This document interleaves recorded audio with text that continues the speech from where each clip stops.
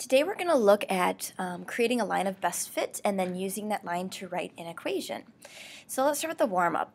Identify the independent and the dependent variables. So we have this scatter plot that has horsepower and weight in tons, and this would be of probably like a vehicle, cars or trucks.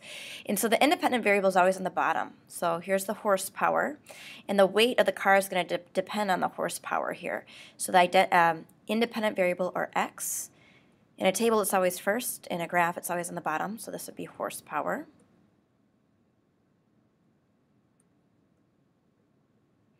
And the dependent variable would be the weight in tons, so this is the y value, so it's the weight. Let's write the relationship between horsepower of the car and its weight.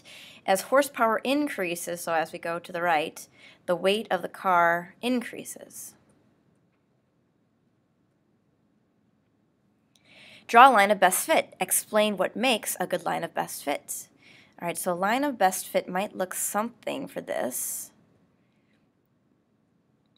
Like this, perhaps. And there are two things that make a good line of best fit. The first thing that makes a good line of best fit, it follows the slope of your data. So our points are increasing, our line is increasing, so it follows the slope of your data.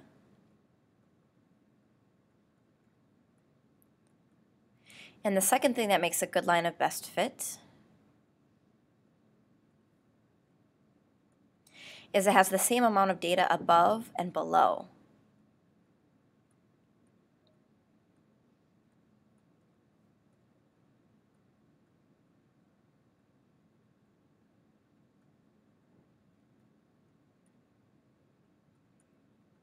So these are good two things that make a good line of best fit. Follows the slope of your data, and it has the same amount of data above and below your line. Oops, I was trying to erase that. Okay. So then, does a line of best fit need to start at 0? And you can see that this one starts at about 1.6, and so no, a line of best fit does not need to start at 0. It can start somewhere else.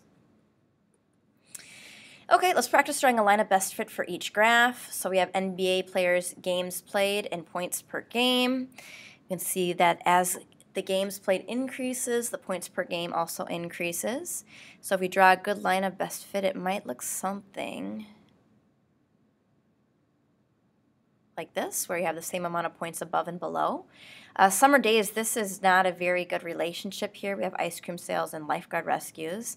But if we had to try to draw a line of best fit, it might look something like that. Again, it's not the data is not very well correlated. And then memory test right here, so we have study time and response speed. So the more that you study, the faster your times are. And that line of best fit might look like this. So again, it should follow the slope of your data here. As study time increases, speed decreases, so our line will go down. And you have about the same amount of points above and below. So I probably could have done that a little bit better. Moved it up a little bit more. So it might look, that's a little bit better. Okay, so we're going to do two problems where we practice and answer questions. So finding an equation of your line of best fit. The Environmental Club Roots and Shoots is interested in the relationship between the number of canned beverages sold in the cafeteria and the number of cans that are recycled. The data they collected are in this chart. So remember, in a table, the independent variable comes first and the dependent comes second. So this will be number of cans sold, and this will be the number of cans recycled. All right, so if 18 cans are sold, 8 are recycled. If 15 cans are sold, 6 are recycled. If 19 cans are sold, 10 are recycled. When 8 cans were sold, 6 were recycled. When 10 cans were sold, 3 were recycled. 13, 7.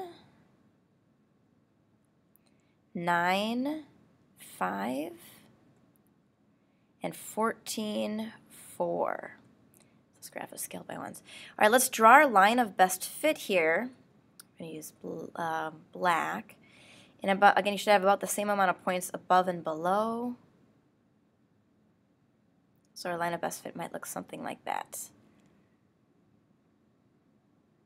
Okay. Okay, so we made a scatter plot. We used a straight edge to find the line of best fit by hand. Make the equation for the line of best fit. And actually, I want to draw this differently. I'm going to draw it like this. Now, our line of best fit does not need to start at 0, but I am going to start this one at 0 because if 0 cans are sold, then 0 will be recycled.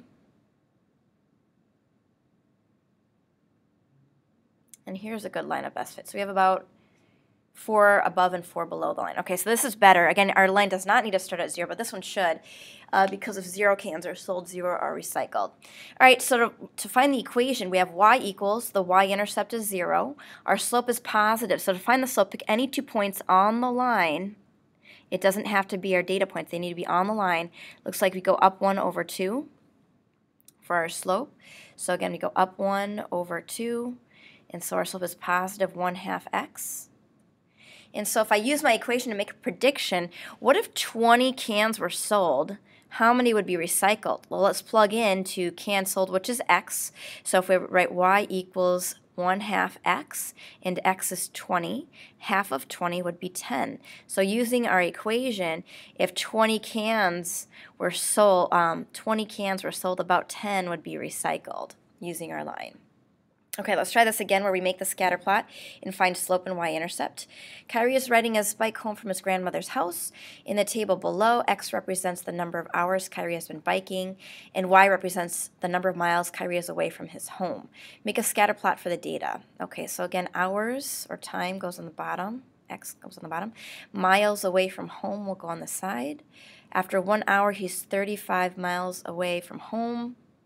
After 2 hours, oops, that was 0. Right, so 135, 229,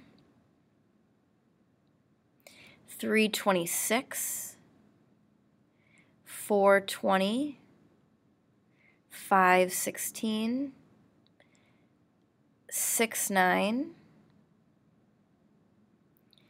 76, 80.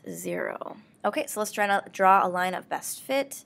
So you should have about the same amount of points above and below. Okay, so this is pretty good right here. Okay, find the equation of the line. So here, if I estimate what the y-intercept is about right here, that looks like 35, 36, 37. Looks like the y-intercept, 37. Our slope is negative. Now pick 2 points on your line. So don't worry about the data points, but pick 2 points actually on your line to calculate the slope. Can I find a good point here? All right, so this looks like it's going down 1, 2, 3, 4, and over 1. So it's minus 4 over 1, or 4x. All right, let's use that line to make a prediction. Let's say he was 2.5 miles away from home. Y equals 37 minus, or he had been biking for 2.5 hours, let's say that. And then we could calculate his distance from home if he had been biking for 2.5 hours. So it'd be 37 minus 4,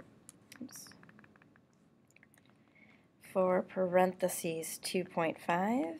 And so he'd be, according to our graph, about 27 miles away from home if he was biking for 2.5 hours. Let's see how close this is. So 27, 26. Yeah, so that'd be close to our line. Very good. Okay, so we have practiced making a scatter plot, picking our variables, and then drawing a line of best fit, which doesn't always have to start at 0, and writing the equation. Slope, start with the y-intercept, and then you count your slope. Remember, rise over run.